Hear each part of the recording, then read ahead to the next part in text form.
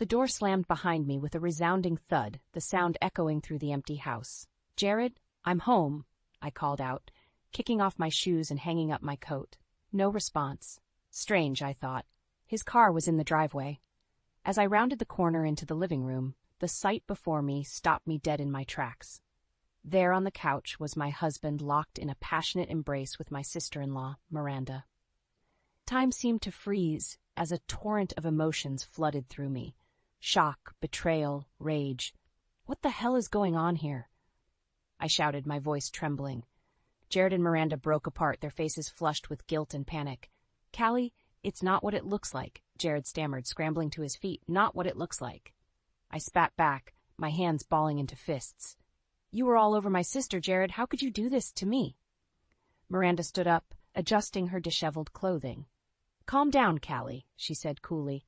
"It was just a little harmless fun." The audacity of her words made my blood boil. "Harmless fun? You're supposed to be my family!" "What's all this racket?" Marlene's shrill voice cut through the air as she emerged from the kitchen, her eyes narrowing at the scene before her. "Your son and daughter have been carrying on an affair behind my back," I spat, glaring at the two of them. Marlene scoffed, waving a dismissive hand. "Don't be so dramatic, Callie. This family doesn't need your overreactions." I couldn't believe what I was hearing. My own mother-in-law was defending their betrayal. "Are you serious right now, Marlene? How can you be okay with this?" "Enough," Jared shouted, his face flushed with anger. "You're blowing this way out of proportion, Callie. It was just a stupid mistake." "A mistake?" The weight of his words hit me like a ton of bricks. I looked around at the three of them, my so-called family, and felt a profound sense of isolation wash over me. In that moment, I realized that, no matter what I said or did, they would never take my side. I was alone in this. Tears stung my eyes as I fought to maintain my composure. "You know what? I'm done," I said, my voice trembling with a mix of sadness and determination. "I'm done with all of you and your lies." Without another word, I turned and stormed out of the living room, grabbing my coat and keys on the way out. As I flung open the front door, I heard Marlene's voice call out behind me. "Don't be so dramatic, Callie. You'll be back." But as I stepped out into the cool night air, I knew in my heart that she was wrong. This was the end of the road for us. I had finally seen them for who they truly were, and there was no going back. I slammed the car door shut and peeled out of the driveway, tears streaming down my face. How could this be happening? Just a few years ago, Jared and I were so happy, so in love. We had dreams of starting a family, growing old together in a little house with a white picket fence. That future now seemed like a cruel mirage. I thought back to the day we first met at the hospital cafeteria. I was a young nurse, and he was a charming medical student doing his rounds. He flashed that dazzling smile and struck up a conversation, and I was instantly smitten. We hit it off immediately, bonding over our shared passion for helping others and our desire for a simple, peaceful life together. Those early years were blissful. Jared was attentive, caring, and always put me first. But as time went on, cracks began to show. His spending habits spiraled out of control, and he racked up debt faster than I could keep track of. I tried to talk to him about it, but he always brushed it off, promising he had it under control. Then there was Miranda. From the moment I met her, I sensed something off about her. She was always a little too friendly with Jared, a little too touchy-feely, but I pushed those thoughts aside, convincing myself I was just being paranoid. When Jared suggested we move in with his mother to ease our financial burden, I was hesitant, but he assured me it would only be temporary, and I reluctantly agreed.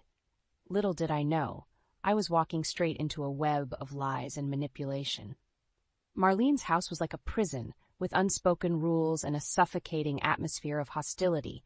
She and Miranda treated me like an outsider, constantly belittling me and undermining my authority. Jared, spineless as ever, did nothing to defend me, too busy seeking his mother's approval. While I worked long shifts at the hospital, trying to keep us afloat, Marlene and Miranda lounged around the house, idle and resentful of my absence. They would deliberately create chaos and disarray, disrupting my routine and making it impossible for me to find any sense of peace or order. And Jared? He was too busy burying his head in the sand, ignoring the mounting tensions and the growing rift in our marriage.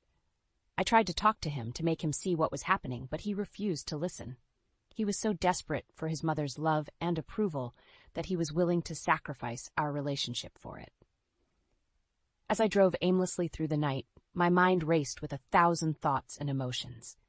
Anger, sadness, betrayal, they all swirled together in a toxic cocktail. But beneath it all, I felt a glimmer of something else. Determination. I may have been trapped in their web of lies and manipulation, but I wouldn't let them break me.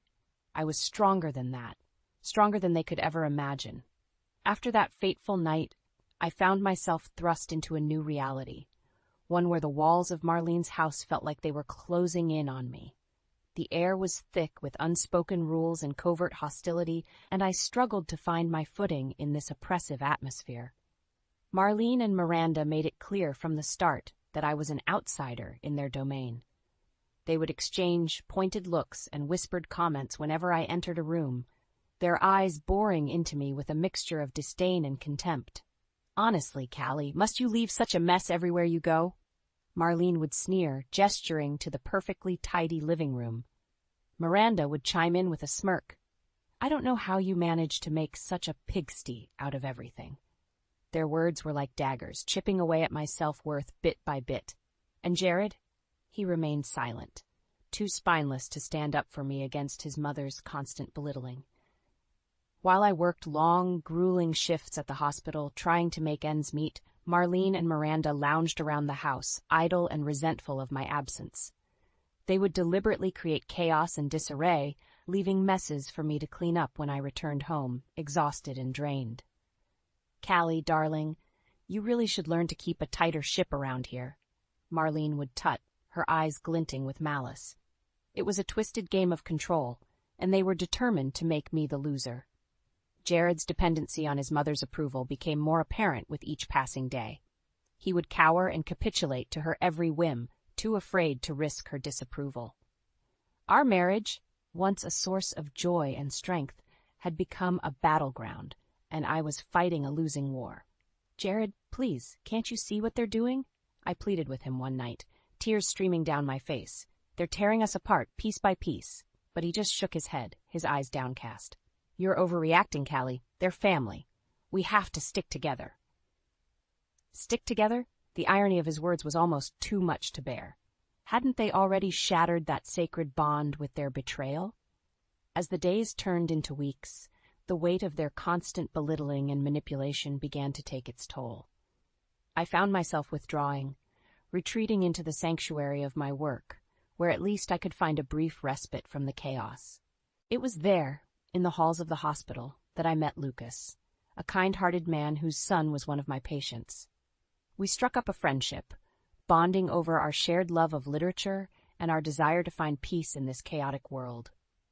With Lucas, I didn't have to put on a brave face or pretend everything was okay.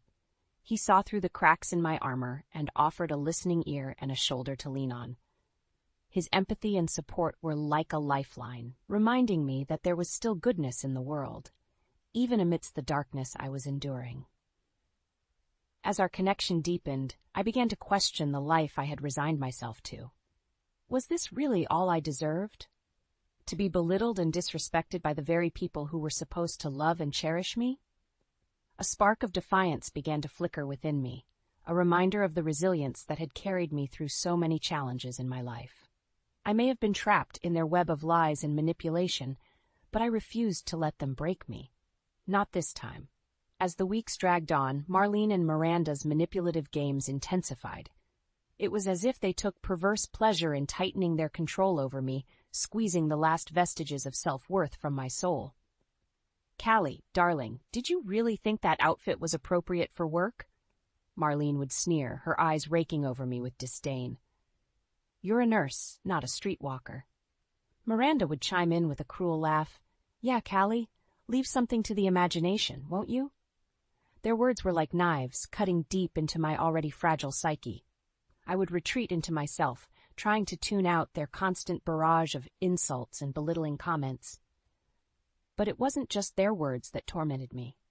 Miranda took a particular delight in disrupting my work life, creating chaos and disarray at home that would bleed into my professional responsibilities. She would deliberately leave messes around the house, knowing I would have to rush to clean them up before my shift. Or she would accidentally misplace my scrubs or work bag, forcing me to scramble to find them before I was late. "Oops, sorry, Callie," she would say with a sickly sweet smile. "I must have misplaced your things again. You really should be more organized." It was a twisted game, and I was the unwitting pawn. Through it all, Jared remained silent, too cowardly to stand up to his mother and sister. He would watch as they tore me down, piece by piece, too afraid of losing their approval to intervene. "Jared, please," I would beg him, tears streaming down my face. "Can't you see what they're doing to me? To us?" But he would just shake his head, his eyes downcast. "They're family, Callie. We have to stick together." Stick together? The irony of his words was almost too much to bear. It was during those dark days that I found solace in my work at the hospital. There, I could escape the suffocating atmosphere of Marlene's house and find a brief respite from the constant barrage of abuse. And it was there that I met Lucas, a kind-hearted man whose son was one of my patients. We struck up a friendship almost immediately, bonding over our shared love of literature and our desire to find peace in this chaotic world. With Lucas, I didn't have to put on a brave face or pretend everything was okay. He saw through the cracks in my armor and offered a listening ear and a shoulder to lean on. His empathy and support were like a lifeline, reminding me that there was still goodness in the world, even amidst the darkness I was enduring. As our connection deepened, I began to question the life I had resigned myself to. Was this really all I deserved? To be belittled and disrespected by the very people who were supposed to love and cherish me? A spark of defiance began to flicker within me, a reminder of the resilience that had carried me through so many challenges in my life. I may have been trapped in their web of lies and manipulation, but I refused to let them break me. Not this time. With Lucas's encouragement, I started to stand up for myself, pushing back against Marlene and Miranda's constant barrage of insults and mind games. It was a small act of rebellion, but it felt like a weight had been lifted from my shoulders. "You know what, Marlene?" I said one day, my voice trembling but firm. "I'm done letting you and Miranda treat me like garbage. I deserve better than this." Marlene's eyes widened in shock, clearly unaccustomed to such defiance from me, but before she could respond, I turned and walked away, my head held high. It was a small victory, but it was the first step on a long road to reclaiming my self-worth and my life.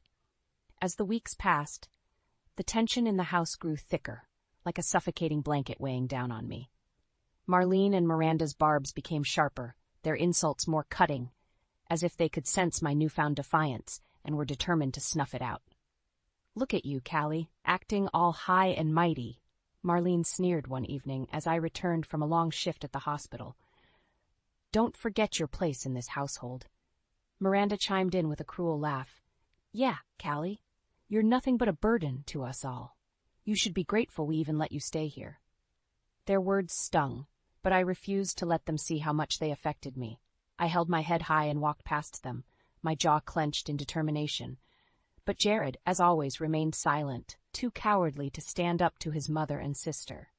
He would watch as they tore me down, piece by piece, too afraid of losing their approval to intervene. Finally, one night, I couldn't take it anymore. As Marlene and Miranda launched into yet another tirade, berating me for some perceived slight, something inside me snapped. "Enough!" I shouted, slamming my fist down on the kitchen table. "I'm done with this constant abuse, this never-ending barrage of insults and belittling." Marlene's eyes widened in shock, clearly unaccustomed to such defiance from me. "How dare you speak to me like that in my own house?" she hissed, her face contorted with rage. "Your house?" I spat back, my voice trembling with a mix of anger and newfound courage. "This was supposed to be my home too, Marlene, but you and Miranda have made it a living hell for me." Miranda scoffed, rolling her eyes. "Don't be so dramatic, Callie. We're just trying to help you fit in with this family." "Fit in?" I laughed bitterly. "You've made it abundantly clear that I'll never be a part of this family. Not really." Jared, who had been sitting silently in the corner, finally spoke up. "Callie, please, let's not make a scene." I whirled on him, my eyes blazing with fury. "A scene? Is that all you care about, Jared? Keeping up appearances while your own family tears me apart?" He flinched, shrinking back from the intensity of my gaze. I just think we should all try to get along, he mumbled weakly. Get along? I shook my head in disbelief. How can I get along with people who have made it their mission to destroy me? To strip away every last shred of my self-worth and dignity? Marlene stepped forward, her eyes narrowed. Watch your tone, young lady. You're the one who's brought nothing but drama and chaos into this family. Drama and chaos? I laughed bitterly. That's rich, coming from the woman who's been orchestrating this whole twisted game from the start. Miranda sneered. Game?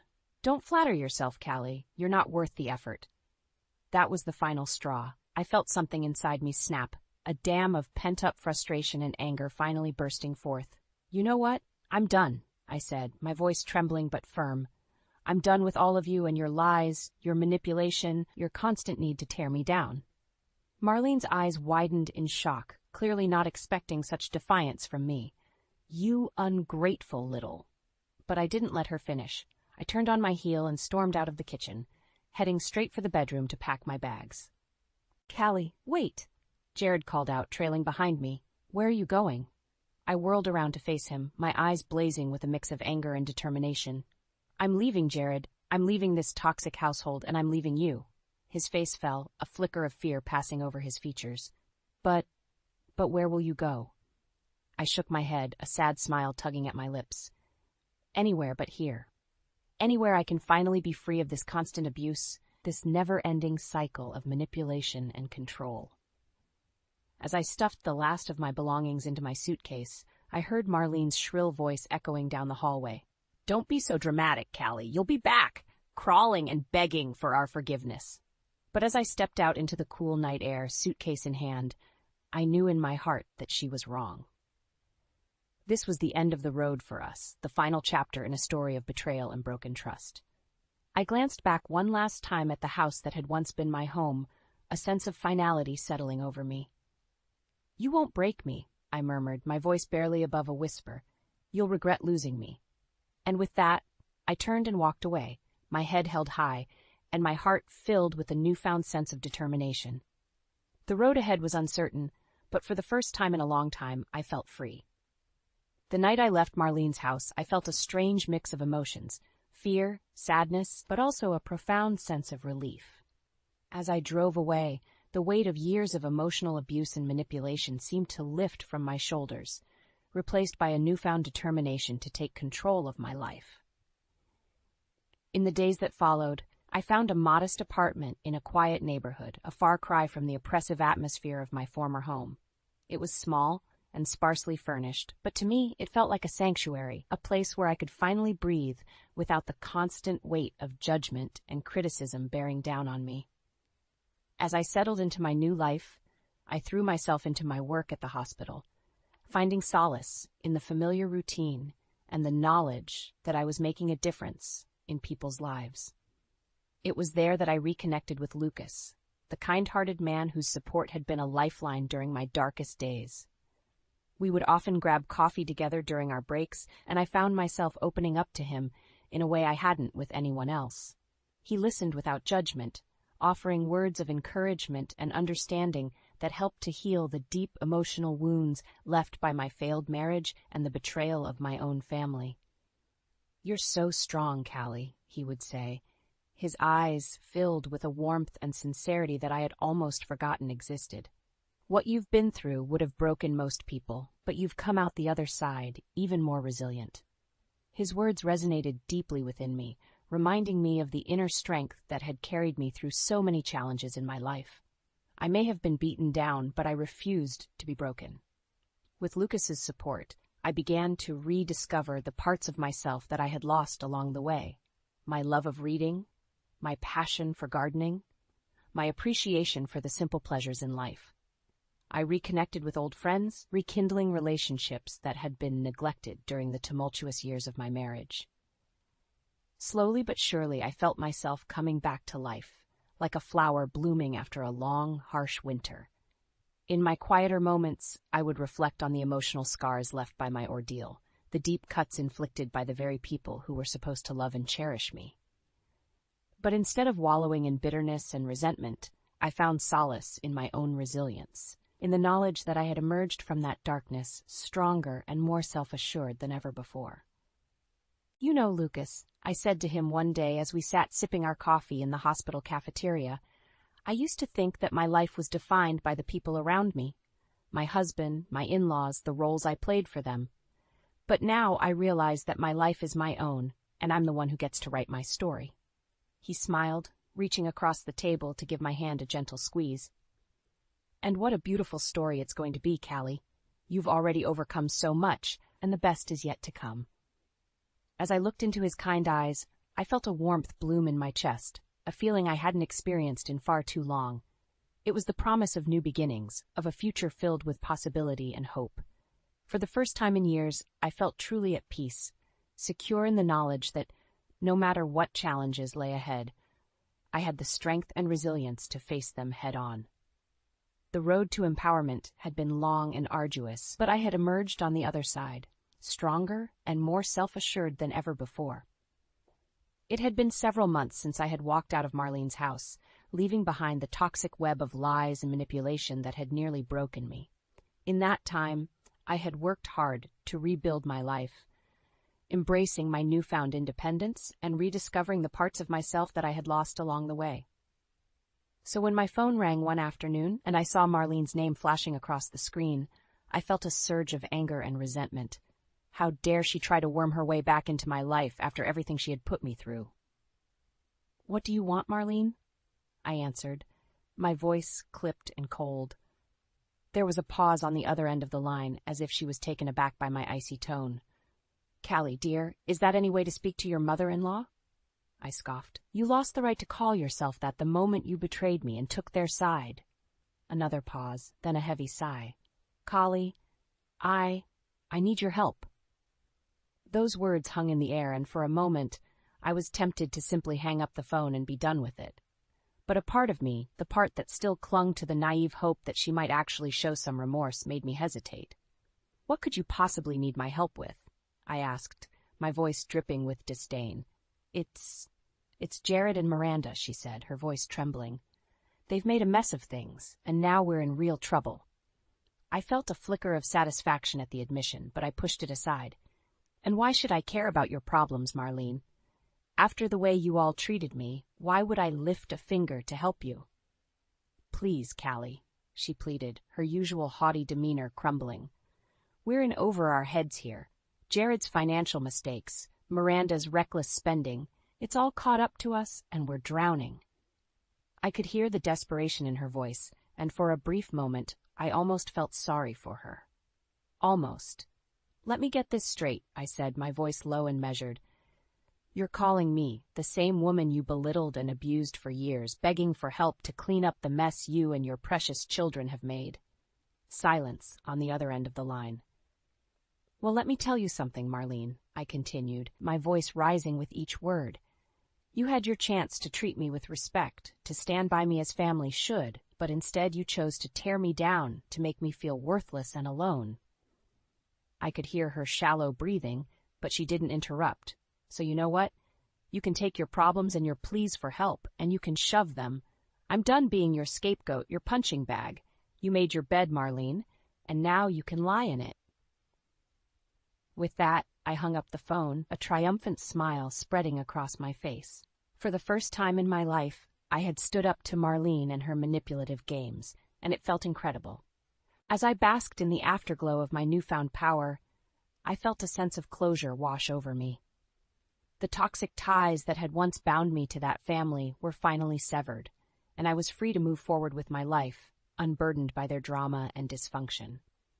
Filled with a renewed sense of purpose, I sat down and penned a heartfelt letter to Lucas, the man whose kindness and support had been a guiding light during my darkest days.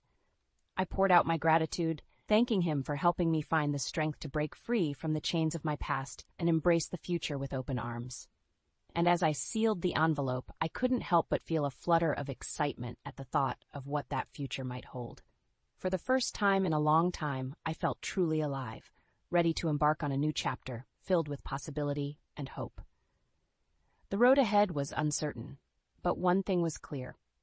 I was no longer the broken, defeated woman who had walked out of Marlene's house all those months ago. I was stronger, wiser, and more resilient than ever before, a true survivor who had faced down her demons and emerged victorious. In the months that followed my decisive break from Marlene and her toxic family, my life blossomed in ways I had never imagined possible. It was as if a weight had been lifted from my shoulders, freeing me to embrace the world with open arms and an open heart. I threw myself into my work at the hospital, finding immense fulfillment in the simple act of caring for others. My colleagues remarked on the newfound confidence and radiance that seemed to emanate from me, a stark contrast to the broken, defeated woman I had been just a few months prior. As my self-assurance grew, I found myself becoming a mentor of sorts to the younger nurses on the floor. They would seek me out, drawn to the aura of resilience and strength that surrounded me, eager to learn from my experiences and the hard-won wisdom I had gained. "How did you find the courage to walk away from such a toxic situation?" one young nurse asked me one day, her eyes wide with a mixture of admiration and trepidation. I smiled, reaching out to give her hand a gentle squeeze. It wasn't easy, believe me. There were moments when I thought the weight of it all would crush me. But deep down, I knew that I deserved better, that we all deserve to be treated with respect and dignity, no matter what. She nodded, hanging on my every word as I recounted the harrowing journey that had led me to this point, the betrayal, the emotional abuse, the ultimate decision to break free and reclaim my life. "You're so strong, Callie," she murmured, her voice tinged with awe. "I hope I can be half as brave as you someday." In those moments, I felt a profound sense of purpose wash over me. My story, the tale of my resilience in the face of adversity, had the power to inspire and empower others. It was a legacy far greater than I could have ever imagined. Outside of work, my life continued to blossom in unexpected ways. I reconnected with old friends, rekindling relationships that had fallen by the wayside during the tumultuous years of my marriage. We would gather for dinners and movie nights, laughing and reminiscing about the carefree days of our youth. And then there was Lucas, the kind-hearted man whose unwavering support had been a guiding light during my darkest hours. Our friendship deepened, evolving into something more, a connection that transcended mere words, a bond forged in the fires of shared struggle and mutual understanding. As we spent more time together, I found myself opening up to him in ways I never thought possible, sharing the deepest corners of my heart and soul. And in his warm embrace, I found a sense of peace and acceptance that had eluded me for far too long. On quiet evenings, when the city was bathed in the soft glow of twilight, I would gaze out over the skyline from the comfort of my modest apartment, marveling at the journey that had brought me to this point. The road had been long and arduous, paved with heartbreak and betrayal, but I had emerged on the other side stronger, wiser, and more resilient than ever before. In those moments of quiet reflection, I felt a profound sense of gratitude wash over me. Gratitude for the trials that had tested my mettle, for the people who had lifted me up when I could no longer stand on my own, and for the indomitable spirit that had carried me through it all. As the city lights twinkled like a million tiny stars, I smiled to myself, secure in the knowledge that no matter what challenges lay ahead, I was equipped to face them head-on. The path forward was uncertain, but one thing was clear. I was no longer the broken, defeated woman who had walked out of Marlene's house all those months ago. I was a survivor, a warrior, a beacon of strength and resilience for all those who dared to dream of a better life. And as I gazed out over the vast expanse of possibility that stretched before me, I knew that the best was yet to come.